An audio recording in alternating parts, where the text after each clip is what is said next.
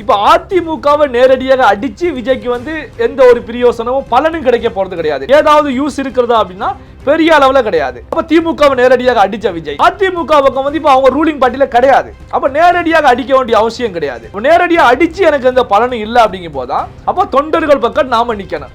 அதிமுக தொண்டர்கள் பக்கம் தலைமையை வந்து அட்டாக் பண்ணணும். இந்த ஃபார்முலாவை தான் விஜய் எடுத்து களமாடி இருக்காங்க. இது எடப்பாடி பழனிசாமிக்கு பெரிய ஒரு செக் அப்படின்னு வைக்கலாம். சோ அதிமுக தலைமையை அடிக்காமல் தொண்டர்கள் பக்கம் நாங்க இருக்கோம் அப்படிங்கிற கருத்துக்களை முன்வைத்து ஒரு அரசியல் சாணக்கியத்தனமா செயல்பட்டிருக்காரு அப்படின்னா இதை பார்க்க முடியும். விஜயை தூண்டி விடுறாங்களா அல்லது விஜய்க்கு சொல்லி கொடுக்குறாங்களா இல்ல விஜய் சுயமாக பேசுறாங்களா? இதை கடந்து விஜயுடைய பேச்சு நேத்து எப்படி இருந்தது? அதிமுகவை தரமட்டமாக்குது. அப்போ அதுக்கு பதிலடி கொடுக்காம விஜயை தூண்டி விட்டு பேசுறாங்க அப்படிங்கிற கருத்துக்களை தான் உதயகுமார் பதிவு பண்றாங்க. திமுகவை நேரடியா அரசியல் எதிரி நேரடியா அடிக்கிறாங்க, கொள்கை எதிரி பாஜக மிஸ்டர் பிரைம் மினிஸ்டர் அப்படின்னு மோடி அடிக்கிறாங்க. இந்த பக்கம் அதிமுகவை எடப்பாடியார இன்டைரக்டா அடிக்கிறாங்க, தொண்டர்கள் வாக்குகளை தூக்க பாக்குறாங்க. ஆனா காங்கிரஸை டச் பண்ணல. நம்ம தகுந்த வட்டாரங்கள்ல இருந்து சோர்ஸ்ல இருந்து டெல்லியில தகவல் கிடைக்குது. சோ காங்கிரஸை பொறுத்த வரைக்கும் திமுக விட்டு வெளியேறி டிவிகே கூட கூட்டணி வச்சிருவாங்க. அப்போ காங்கிரஸ் வந்து டிவிகே கூட கூட்டணி வைக்கிறது அப்படின்னா திமுகவில் இருக்கக்கூடிய மற்ற கட்சிகள் பிசிகா கம்யூனிஸ்டுகளை பொறுத்த வரைக்கும் காங்கிரஸ் பின்னாடி செல்வதற்கான வாய்ப்புகள் அதிக அளவில் உருவாகும். அப்ப விஜய் தலைமையில திமுக இருக்கக்கூடிய பல கட்சிகள் சேர்ந்து இந்த ஊழல் கட்சி கூட கூட்டணியில் இருக்கக்கூடிய கட்சிகள் நீங்களும் காணாமல் போயிருவீங்க, அதனால கூட்டணியை விட்டு வெளியேறுங்க. இது போன்ற ஆயுதங்கள்லாம் இப்போ தவேகா தலைவர் விஜய் அவர்கள் கையில் எடுத்திருக்கிறார் அப்படிங்கிறத நம்ம பார்க்க முடியாது. அப்ப இந்த ஆயுதங்களை பொறுத்த வரைக்கும்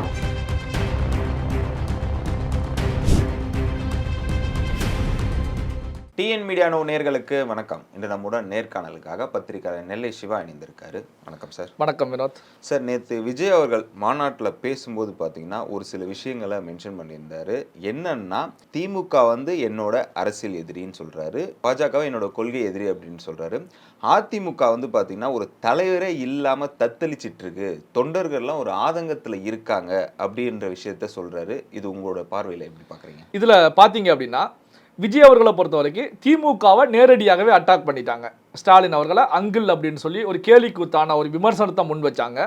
திமுக வந்து ஒரு ஊழல் கட்சி, பெரிய அளவில் ஊழல் பண்ணியிருக்காங்க, அவருடைய பையனுக்காக டெல்லியில் போய் சரண்டர் ஆனாங்க ஸ்டாலின் அப்படிங்கிற கருத்துக்களையும் முன் வச்சுட்டாங்க.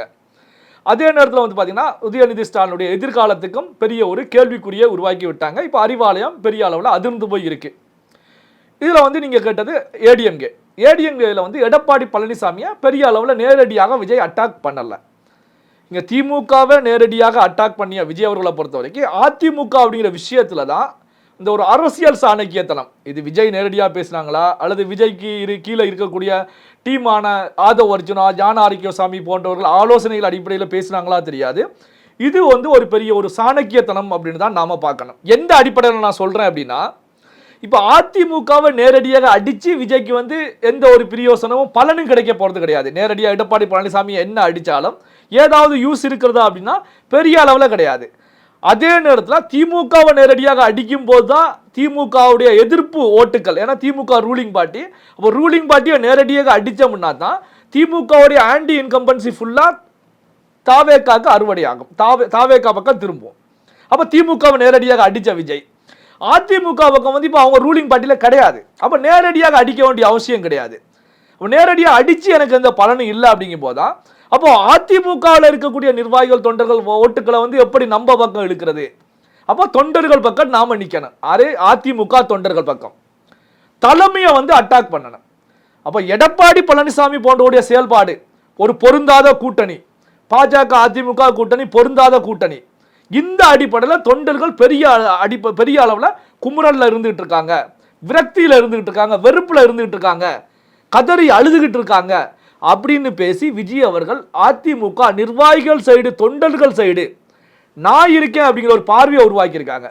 இப்போ நம்ம எடுத்துக்காட்டுக்கு எடுத்தோம் அப்படின்னா, ஒருத்தவங்க கதறி அழுதுகிட்டு இருக்கும்போது யார் போய் ஆறுதல் சொல்றாங்களோ அவங்களுடைய தோல்ல தான் சாய்வாங்க. இது யதார்த்தமான ஒரு விஷயம்தான்.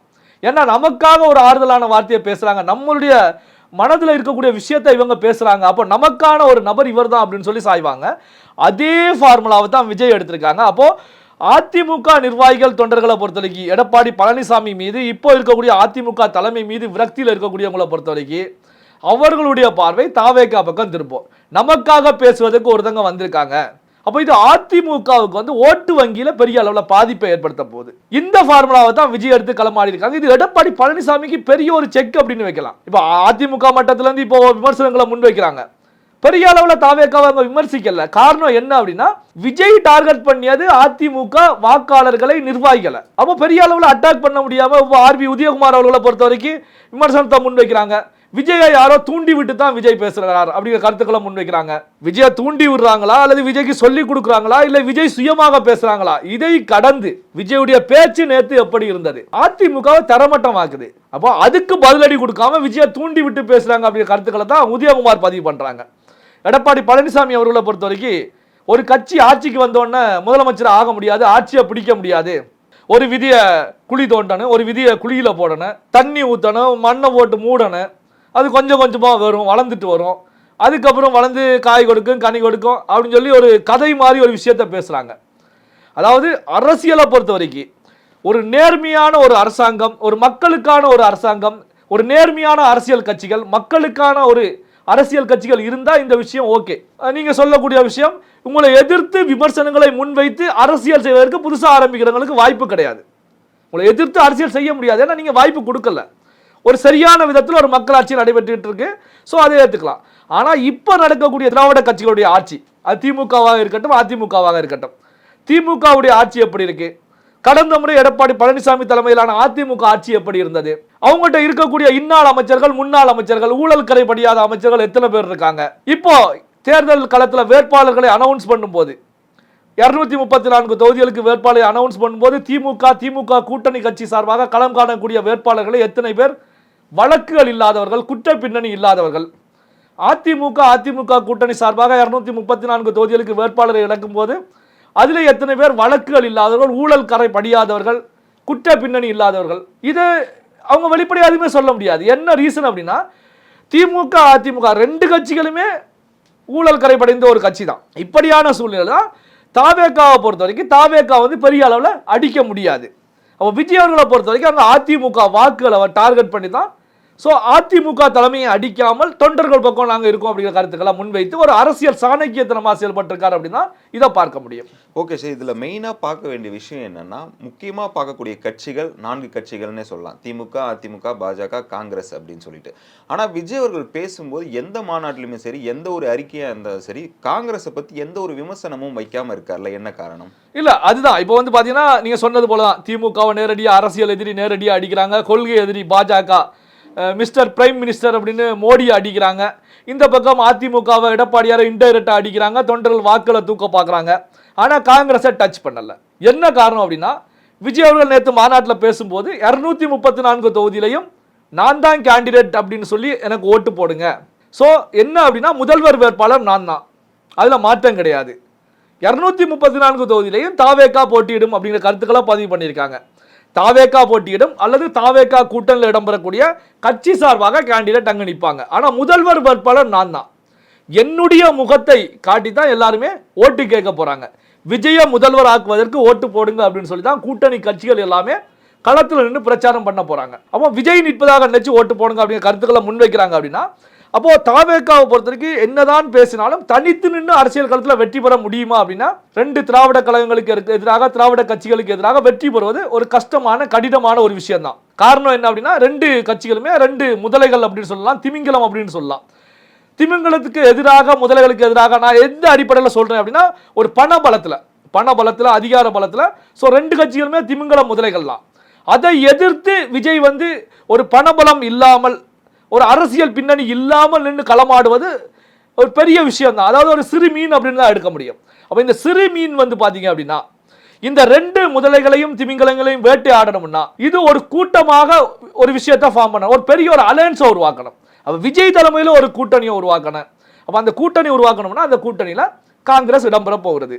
கடந்த ஒரு சில மாதங்கள் முந்தைய நிலையிலேயே நான் பேசும்போது கூட ஒரு வீடியோவில் தெரிவிச்சிருந்தேன், டெல்லியில் ராகுல் காந்தி சந்திப்பின் மூலமாக ராகுல் காந்தி ஓகே பண்ணிட்டாங்க. நம்ப தகுந்த வட்டாரங்கள்லேருந்து, சோர்ஸ்லேருந்து டெல்லியில் தகவல் கிடைக்குது. ஸோ காங்கிரஸை பொறுத்த வரைக்கும் திமுக விட்டு வெளியேறி டிவிகே கூட கூட்டணி வச்சிருவாங்க. அப்போது காங்கிரஸ் வந்து டிவிகே கூட கூட்டணி வைக்கிறது அப்படின்னா, திமுகவில் இருக்கக்கூடிய மற்ற கட்சிகள், விசிகா, கம்யூனிஸ்டுகளை பொறுத்த வரைக்கும் காங்கிரஸ் பின்னாடி செல்வதற்கான வாய்ப்புகள் அதிக அளவில் உருவாகும். அப்போ விஜய் தலைமையில் திமுகவில் இருக்கக்கூடிய பல கட்சிகள் சேர்ந்து ஒரு அலையன்ஸ் உருவாவதற்கான வாய்ப்பு இருக்கு. இது அதிமுக கூட்டணிக்கு வருவதாக சொல்லக்கூடிய ஒரு சில கட்சி கூட உள்ள செல்லும். ஏன்னா அதிமுக கூட்டணியில் இப்போ பாஜக, அதிமுக 2 கட்சி தான் அதிகாரப்பூர்வமாக அனௌன்ஸ் பண்ணியிருக்காங்க. மற்ற கட்சிகள் எதுன்னு அதிகாரப்பூர்வ அனௌன்ஸ்மெண்ட் கிடையாது. அப்போ பார்த்தீங்கன்னா அதிக அளவு கட்சிகள் திமுக கூட்டணி தான் வெளியேற போகுது. இதனால தான் விஜய் அவர்களை பொறுத்த வரைக்கும் இந்த கச்சத்தீவு விஷயத்தில் கூட பார்த்தீங்க அப்படின்னா கச்சத்தீவை ஸ்ரீலங்காவுக்கு தாரை வார்த்தது யாரு? காங்கிரஸ் கட்சி. அப்போ தாரை வார்த்த காங்கிரஸ் கட்சியை விட்டுட்டு கச்சத்தீவை மீட்டு கொடுக்க மீனவர்கள் சாகுறாங்க அப்படின்னு சொல்லி மோடிக்கு தான் வேண்டுகோள் வச்சிருக்காரு விஜய். அதாவது கொலை செய்தவனை விட்டுட்டு அதை பாதிக்கப்பட்டவனுக்கு ஏதாவது நிவாரணம் கொடுங்க, இத்தனை ஆண்டுகளாக இழுத்தடிச்சிட்டு இருக்கீங்க, நிவாரணம் கொடுங்க அப்படிங்கிற நிலையில விஜய் பேசியதை தான் பார்க்க முடியுது. அப்போ கொலைகாரனை கண்டுக்கல. அப்போ விஜயை பொறுத்த வரைக்கும் அப்போ கூட்டணிக்கு காங்கிரஸ் வேண்டும் அப்படிங்கிறதுனால தான் கச்சத்தீவு விஷயத்தில் தாரை வார்த்த காங்கிரஸ் அட்டாக் பண்ணாமல் கச்சத்தீவை மீட்டு கொடுங்க அப்படின்னு மோடிக்கு செக் வைக்கிறாங்க. அப்போ பார்த்தீங்கன்னா இதுலேயும் கவனிக்கப்பட வேண்டிய விஷயம் என்ன அப்படின்னா, காங்கிரஸ் தாவேகா கூட்டணிக்கு வருகிறது அப்படின்னா அதன் பின்னால் விசிகா வருகிறது, கம்யூனிஸ்டுகள் வர்றாங்க அப்படின்னா யாருக்கு பெரிய இழப்பு லாஸ் ஏற்படுது அப்படின்னா திமுகவுக்கு. ஏன்னா திமுகவுடைய வெற்றியே அதன் கூட்டணி பலத்தில் தான் அமைஞ்சிருக்கு.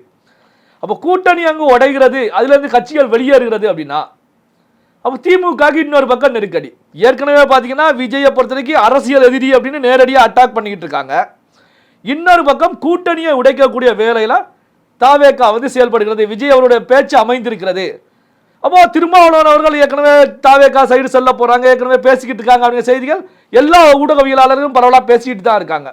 திருமாவளவன் இல்லைன்னு சொல்லிட்டாலும் பேச்சுக்கள் நடைபெறுகிறது அப்படின்னு சொல்லி வெளிப்படையாகவே எல்லாரும் பேசிக்கிட்டு தான் இருக்காங்க.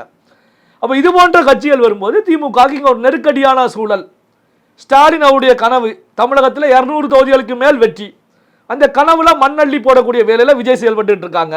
உதயநிதி ஸ்டாலினுடைய எதிர்காலத்துக்கு ஒரு கேள்விக்குறி. அப்போ திமுக ஆட்சியில் இருக்கக்கூடிய திமுகவுக்கு பெரிய ஒரு நெருக்கடி ஏற்படுகிறது. அதனால விஜய் அவர்களை பொறுத்த வரைக்கும் 2026 தாவேகா தான் ஆட்சியில் உட்காரும். திமுகவை வீழ்த்துவது தான் எங்களுடைய பிரதான குறிக்கோள், அரசியல் எதிரி திமுக அப்படின்னு வெளிப்படையாகவே அம்புகளை தொடர்ச்சியாக திமுக மேல வீசியிருக்காங்க. அப்போ பாத்தீங்க அப்படின்னா இந்த விஷயத்திலையும் திமுகவுக்கு ஒரு இக்கட்டான ஒரு சூழல் அப்படின்னு நாம எடுத்துக்கலாம். அதே போலதான் பாத்தீங்க அப்படின்னா இதுல கவனிக்கப்பட வேண்டிய இன்னொரு விஷயம் என்ன அப்படின்னா 2011 புரட்சி தலைவி ஜெயலலிதா அவர்கள் திமுகவை வீழ்த்துவதற்கு அவங்க பிரச்சாரத்தில் என்னத்தை முன் வச்சாங்க அப்படின்னா 2 ஆயுதங்களை தான் கையில் எடுத்தாங்க. ஒன்று ஈழத்தமிழர் விவகாரம், இலங்கையில் லட்சக்கணக்கான ஈழத்தமிழர்கள் கொல்லப்பட்ட விவகாரத்தை கையில் எடுத்தாங்க. 2வது திமுக மத்திய அமைச்சரவையில் இருந்து செய்யப்பட்ட ஊழல் அப்படின்னு சொல்லி 2G ஸ்பெக்ட்ரம் ஊழலை கையில் எடுத்தாங்க. 2 விஷயத்தை வச்சு தான் பெரிய அளவில் பிரச்சாரம் பண்ணாங்க. 2011 தேர்தலில் திமுக வீழ்த்தப்பட்ட அதிமுக ஆட்சியில் 2011 அமர்ந்தாங்க. இப்போ விஜய் எடுத்திருக்கக்கூடிய ஆயுதமும் அதே போன்ற ஆயுதம் தான். என்னன்னா திமுக ஊழல் கட்சி அப்படிங்கிற ஒரு ஆயுதத்தை பெரிய அளவில் எடுத்திருக்காங்க. 2வது பார்த்தீங்கன்னா அதிமுகவும் திமுகவுக்கும் வேறு அல்ல, 2 கட்சியுமே பாஜக கூட்டணியில் இருக்காங்க. அதிமுக நேரடி கூட்டணி, பாஜக மறைமுக கூட்டணி.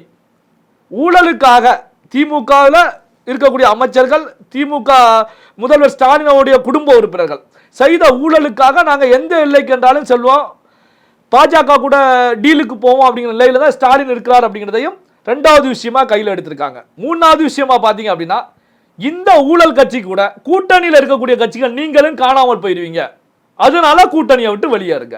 இது போன்ற ஆயுதங்கள்லாம் இப்போ தாவேகா தலைவர் விஜய் அவர்கள் கையில் எடுத்திருக்கிறார் அப்படிங்கிறத நம்ம பார்க்க முடியுது. அப்போ இந்த ஆயுதங்களை பொறுத்த வரைக்கும் ஒரு பலம் பொருந்திய ஆயுதம் அப்படின்னு தான் பார்க்க முடியும். ஏன்னா மக்களுடைய மனநிலை இன்னைக்கு எப்படி இருக்கு, ஸோ எல்லாருமே மாறி மாறி திமுக அதிமுக ஆட்சிக்கு வந்தாலும் ஊழல் குறைஞ்ச பாடு இல்லை, மக்களுடைய முன்னேற்றம் பெரிய அளவில் இல்லை, ஆணவ கொலை அதிக அளவில் நடந்துகிட்டு இருக்கு, பெண்களுக்கு பாதுகாப்பு இல்லாத ஒரு சூழ்நிலை இருந்துகிட்டு இருக்கு.